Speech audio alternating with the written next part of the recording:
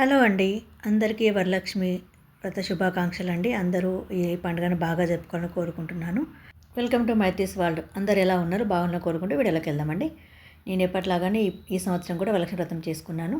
ముందుగా ఈ కలశంలోకి 300 నీళ్లు తీసుకున్నానండి. తీసుకున్న అందులోకి పసుపు, కుంకుమ, అక్షంతలు, కొంచెం గంధం తడిపినటువంటి పువ్వును, తర్వాత ఒక రూపాయి కాయిన్ కూడా వేసుకొని కలశానికి మామిడాకు తోరణం కూడా కట్టుకున్నాను అండి. తర్వాత మామిడాకులు 5 ఆకులు ఉన్నటువంటి కొమ్మను పెట్టుకున్నాను. పొట్టుతో అలంకరించేటువంటి కొబ్బరికాయను కూడా కలశంలో పెట్టుకొని బ్లౌజ్ పీస్ ఫోల్డ్ చేసి పెట్టుకున్నాను ఆల్రెడీ ముందుగానే, అది కూడా పెట్టేసుకున్నాను.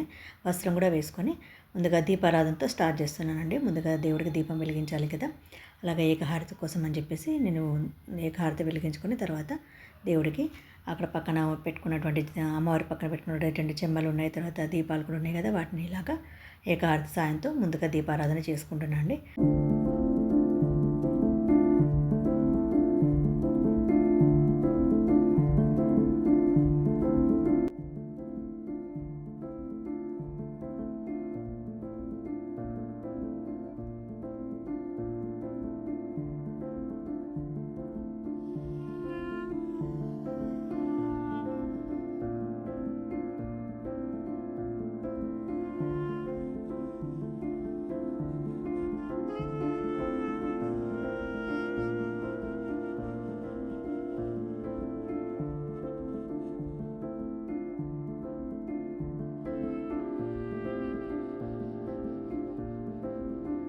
ముందుగా వినాయకుడి పూజతో స్టార్ట్ చేద్దామండి. ముందుగా వినాయకుడిని పూజించిన తర్వాత మన అమ్మవారిని పూజించాలి కాబట్టి ముందుగా వినాయకునికి పూజ చేసుకుందామండి. ముందుగా ఆయన ఆహ్వానించి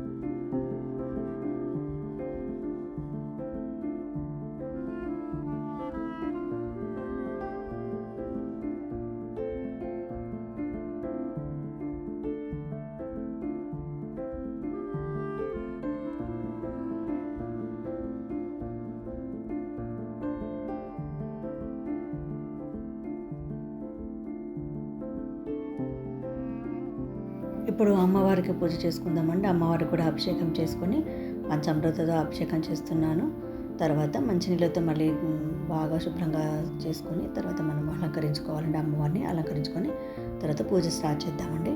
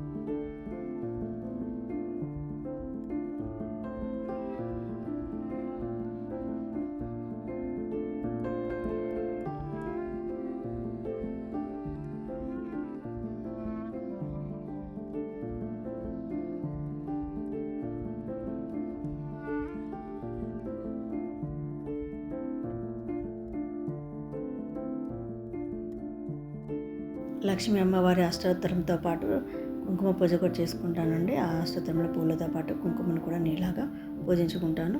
ఈ కుంకుమ అంతా కూడా ప్రతిరోజు నేను వాడుకుంటానండి.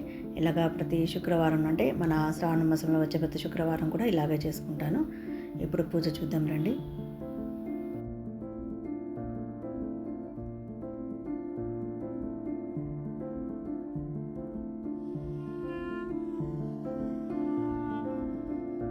తర్వాత నేను చరమతి కథ కూడా చదువుకున్నానండి. అది ఆ క్లిప్ కూడా మిస్ అయిపోయింది. ఇలా ఎడిటింగ్లో కొన్ని మిస్ అయిపోయినాయండి. ఇప్పుడు అమ్మవారికి నైవేద్యం కూడా పెట్టుకుందామండి. నేను చేసినటువంటి నైవేద్యాలను కూడా అమ్మవారికి సమర్పించుకుంటున్నాను. అలాగే ఒక కొబ్బరికాయ కూడా కొట్టి అమ్మవారికి నివేదన చేస్తున్నానండి.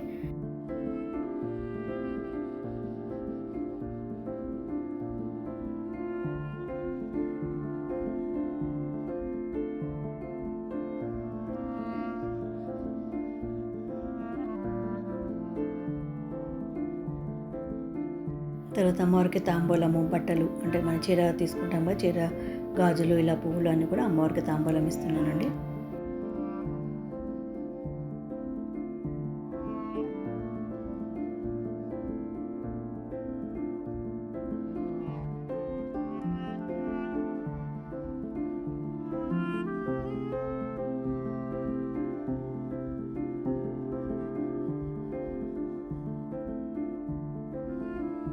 తర్వాత అమ్మవారికి మంగళహారతి కూడా అండి, హారతి కూడా ఇస్తున్నాను. ఇలాగా పంచహారతితో నేను అమ్మవారికి హారతి చేయించుకుంటున్నాను అండి.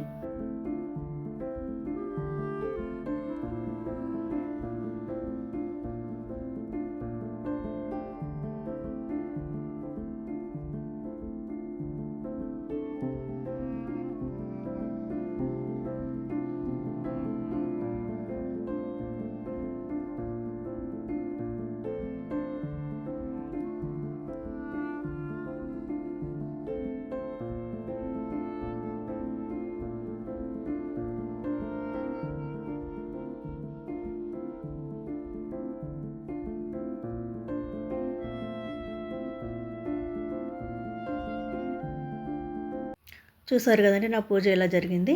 చాలా సింపుల్గా చేసుకున్నాను నేను. నాకు వచ్చినటువంటి పద్ధతులు చేసుకుని ఏమైనా తప్పులుంటే క్షమించండి.